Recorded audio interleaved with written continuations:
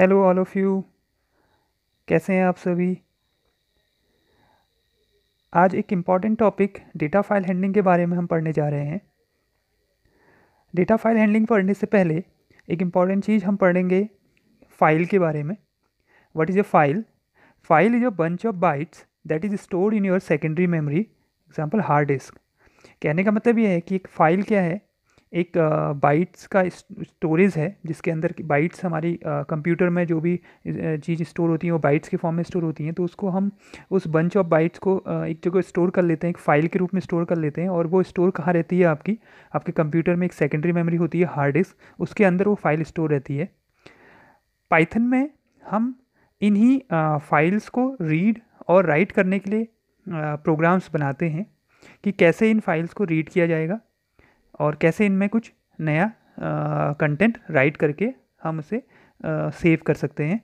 तो एक्चुअली एक इम्पॉर्टेंट चीज़ होती है कि जो भी आपका ऑपरेशन परफॉर्म होते हैं कंप्यूटर ऑन करने के बाद, जो ये रीडिंग और राइटिंग ऑपरेशन होते हैं, ये हमने पढ़ा हुआ है कि ये किस में होते हैं, आपकी मेन मेमोरी में परफॉर्म होता है, रैम में परफॉर्म होता है।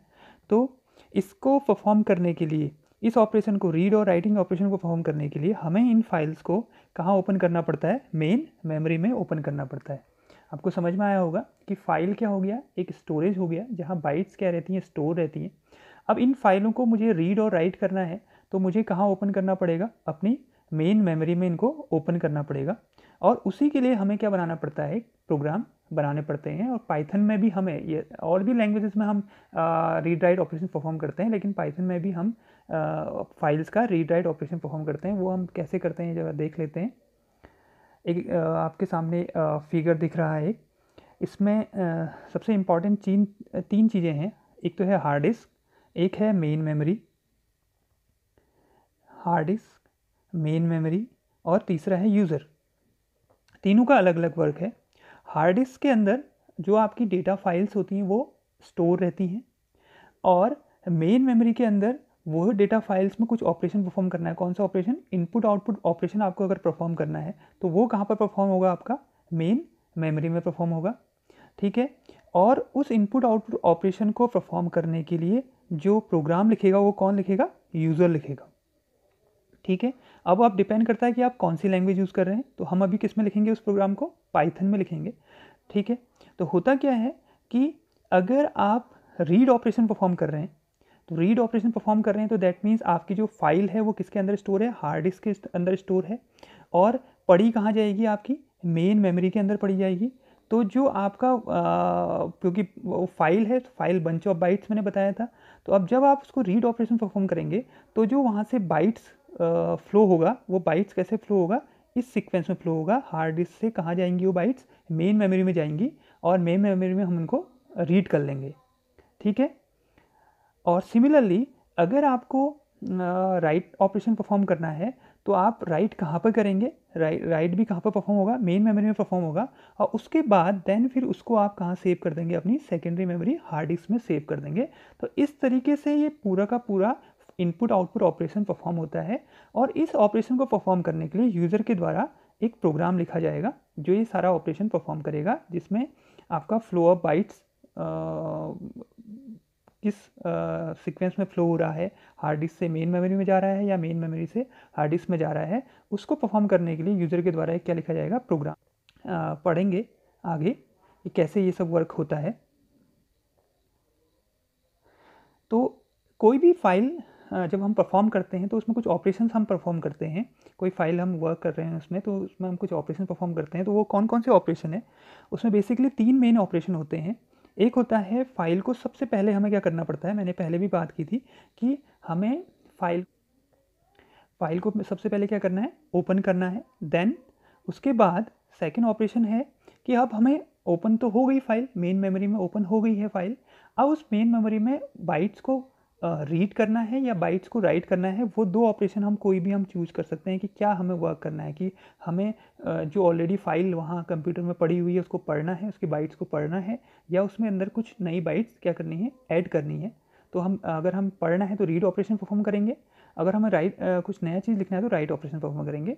और फाइनली फिर उसके बाद जब हमारा ये ऑपरेशन परफॉर्म हो जाएगा तो हम उसको क्या कर देंगे? फिर क्लोज कर देंगे। उस फाइल को क्लोज कर देंगे। ठीक है, इसके अलावा भी ये 3 तो मेन इंपॉर्टेंट है ही, हर किसी फाइल में ये तीनों ऑपरेशन परफॉर्म होंगे।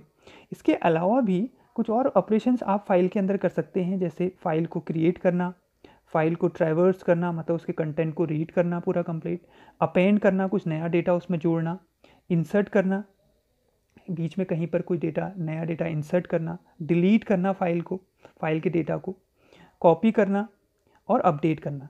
इन सब ये ऑपरेशन भी आप किसी भी फाइल के अंदर, किसी डेटा फाइल के अंदर परफॉर्म कर सकते हैं। आपको बात समझ में आ रही होगी कि क्या प्रोसेस चल रही है। अब बात आती है कि कौन कौन सी टाइप की फाइल्स पे हम काम करते हैं। तो बेसिकली इन पाइथन में की बात करूं तो पाइथन में हम 2 टाइप की फाइल पर काम करते हैं, एक होती है टेक्स्ट फाइल और दूसरी होती है बाइनरी फाइल। डेफिनेशन की बात करें तो text file is a sequence of a line and a line is a sequence of character. Text file क्या होती है, एक लाइन्स, कई सारी लाइन्स से मिलकर बनी होती है, और लाइन्स क्या होती है, एक सीक्वेंस ऑफ कैरेक्टर्स होती है, कैरेक्टर से मिलकर एक सीक्वेंस ऑफ कैरेक्टर से मिलकर एक लाइन बनती है, और इसको हम एक परमानेंट स्टोरेज डिवाइस में क्या कर देते हैं, इस टेक्स्ट फाइल को सेव कर देते हैं। तो बेसिकली ये कौन से कोड्स होते हैं इसमें, ASCII codes, American standard code for information interchange, ये कोडिंग की जाती है। इस कोडिंग में ये आपकी टेक्स्ट फाइल बनती हैं, लेकिन आप इसको यूनिकोड में भी कन्वर्ट कर सकते हैं। इन टेक्स्ट फाइल की एक इम्पॉर्टेंट कैरेक्टरिस्टिक क्या होती है कि हर कोई टेक्स्ट फाइल में जो लाइन होता है, उस टेक्स्ट फाइल, उस लाइन जो होती है वो हमेशा टर्मिनेट होती है किससे, एंड ऑफ लाइन कैरेक्टर से, स्पेशल कैरेक्टर से। ठीक है, और ये किस में होती हैं ज़्यादातर, these are in a human readable form. ये किस में होती हैं, ये लाइंस किस में होती हैं, ह्यूमन रीडेबल, ये जो आपकी टेक्स्ट फाइल्स होती हैं वो किस में होती हैं, ह्यूमन रीडेबल फॉर्म में होती हैं, और ये किसी भी टेक्स्ट एडिटर में क्रिएट की जा सकती हैं। जैसे नोटपैड में हम इनको क्रिएट कर सकते हैं, नोटपैड में कर लीजिए, वर्ड में कर लीजिए, तो जितने भी टेक्स्ट एडिटर्स होते हैं उनमें आप आसानी से टेक्स्ट फाइल को क्या कर सकते हैं, क्रिएट कर सकते हैं, क्योंकि ये ह्यूमन रीडेबल फॉर्म में बनाई जाती हैं। दूसरी होती हैं आपकी बाइनरी फाइल्स। बाइनरी फाइल्स होती हैं बाइनरी डेटा को स्टोर करने के लिए, जैसे इमेजेस, वीडियोस, ऑडियो और एक्सेट्रा, और भी इंपॉर्टेंट डेटा को स्टोर करने के लिए बनाए जाते हैं। ठीक है, जनरली नंबर्स भी इसमें स्टोर होते हैं बाइनरी फाइल में। जहाँ आप टेक्स्ट फाइल की बात कर रहे हैं वहाँ कैरेक्टर स्टोर होते हैं, तो बाइनरी फाइल में आपके नंबर्स स्टोर होते हैं। ठीक है, एक इम्पॉर्टेंट और है कि इसमें कोई भी डेलिमिनेटर नहीं होता एंड ऑफ लाइन में। ठीक, और ये बाइनरी फाइल डायरेक्टली किस फॉर्मेट में यूज़ की जा रही हैं, they are directly in the form of binary, hence there is no need to translate them. एक इम्पॉर्टेंट है कि टेक्स्ट फाइल जो होती हैं वो ह्यूमन रीडेबल फॉर्म में होती हैं, तो उनको कन्वर्ट करना पड़ता है आपका मशीन इंस्ट्रक्शंस में या बाइनरी फॉर्मेट में, और बाइनरी फाइल ऑलरेडी आपकी बाइनरी फॉर्मेट में होती हैं तो उनको ट्रांसलेटर की ज़रूरत नहीं पड़ती है। तो इसका मतलब ये है कि ये ईजी होती हैं और फास्ट इन वर्किंग। ये बाइनरी फाइल्स में वर्क करना क्या होता है, टेक्स्ट फाइल की तुलना में ज़्यादा फास्ट रहता है। होप आपको ये बाइनरी फाइल और टेक्स्ट फाइल में डिफरेंस समझ में आया होगा। आगे बढ़ते हैं। अब आप फाइल को ओपन और क्लोज कैसे करेंगे पाइथन में, ये इंपॉर्टेंट है कि किसी भी फाइल को पाइथन में ओपन और क्लोज कैसे किया जाएगा। तो उसके लिए हमें सबसे पहले एक इम्पॉर्टेंट चीज़ है कि फ़ाइल को ओपन करने के लिए एक वेरिएबल, जैसे हम नॉर्मली हम वेरिएबल डिक्लेयर करते हैं, वैसे ही फ़ाइल को ओपन करने के लिए भी हमें एक फ़ाइल वेरिएबल डिक्लेयर करना पड़ता है। उसको चाहे फ़ाइल वेरिएबल कह लीजिए, चाहे फ़ाइल हैंडल कह लीजिए, या फ़ाइल ऑब्जेक्ट कह लीजिए। ठीक है, we need a file variable और फाइल हैंडल और file object to work on a python. ठीक है, ये हमने बना दिया।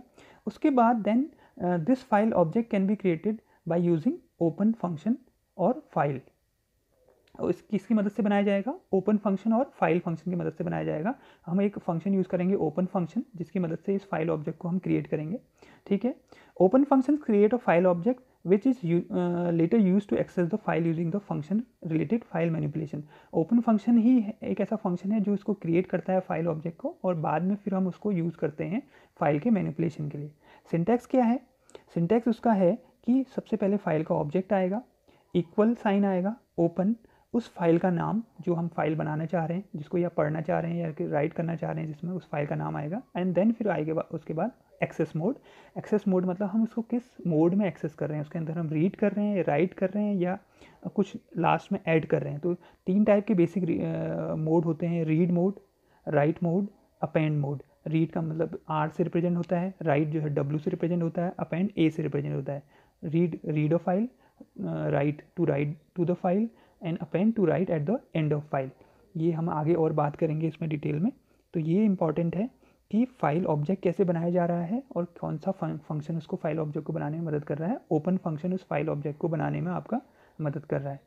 ठीक है, एक एग्जाम्पल से देख लेते हैं।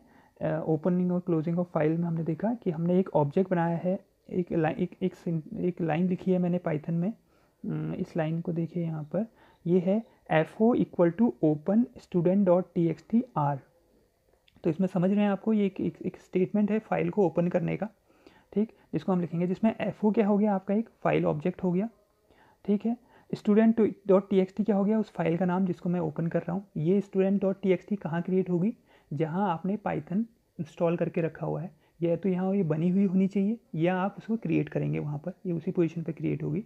ठीक है, और तीसरा जो है इसमें R या रीडिंग मोड हो गया, क्योंकि R रिप्रेजेंट करता है रीड को, दैट मीन इस फाइल को मैं क्या कर रहा हूँ, रीड कर रहा हूँ। ठीक, आपको समझ में आया होगा कि कैसे हम किसी फाइल को क्या करेंगे, ओपन करेंगे। सिमिलरली अगर आप, जब आपका वर्क कंप्लीट हो जाएगा, ओपन करने के बाद आपने बाइट्स को इसमें मैनिपुलेशन कर दिया, वो हम आगे देखेंगे प्रोग्राम के थ्रू कि कैसे मैनिपुलेशन करते हैं।